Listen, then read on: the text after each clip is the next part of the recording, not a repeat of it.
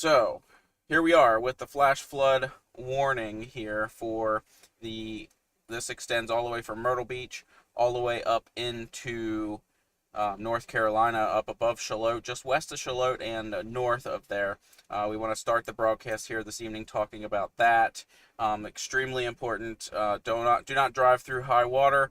And heed this warning closely. We are going to start covering flash flood warnings a little bit more in depth here as we kind of move forward.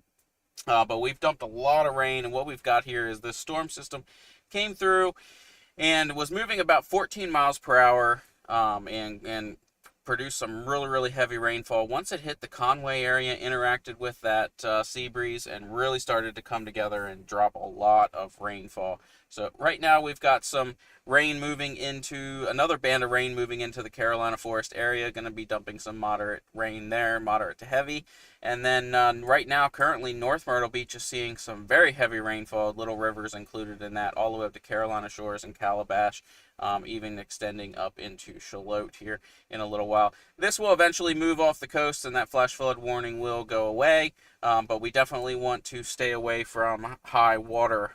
So that's the ticket there. Stay away from the high water and keep yourself safe.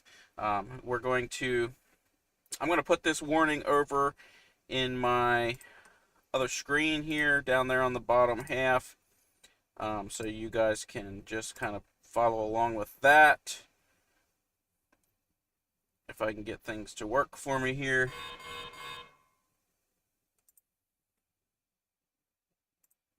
There we go.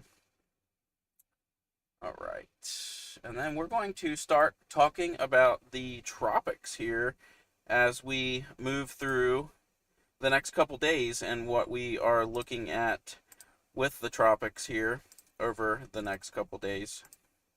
So we've got that warning down in there. Can't seem to get my screens to work here for me properly, but that's okay. We'll deal with it. So what are we looking at with the tropics here? We are looking at three areas here. We've got Tropical Storm Dexter.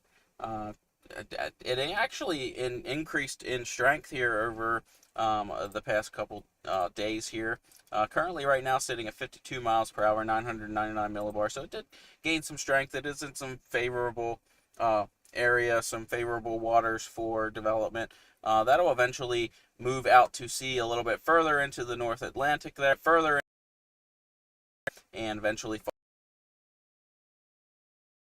blob here with a 30% chance of development over the next 7 days. And this spot here in the main development area, that has a two-day 30% chance of development and a 60% 7-day chance of development. Now, the good news is, and this is why I waited until today to come on and do this live broadcast. I was going to do it last night, but I really wanted to let models do their thing.